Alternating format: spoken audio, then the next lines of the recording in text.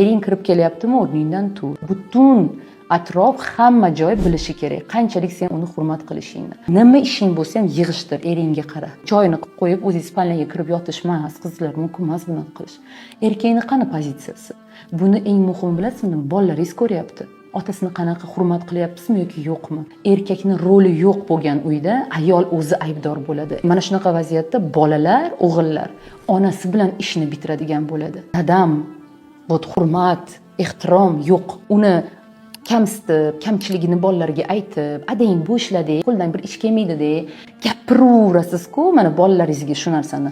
Dadang, adang. Na o'g'ilda, na qizda dadasi haqida bir ideal, dadam zo'r, dadam mamnaqa odam degan tushuncha qolmaydi va bunga siz sababchisiz. Qo'llab-quvvatlash kerak. O'shanda hammasi yaxshi bo'ladi. Shuning uchun ayollar, iltimos, eringizni rolini, o'rnini biling, hurmat qiling. O'zingizga hech qachon u haqida yomon gapirishga ruxsat bermang. Shu bilan siz yashayapsizmi bugun? Demak, bu sizning tanlovingiz. Va shu shunaqaligi hozir sizga bog'liq. Katta bir natijaga erishishi ham sizga bog'liq, ertaga jamiyatda nol bo'lib yerga kirib ketishi ham sizga bog'liq.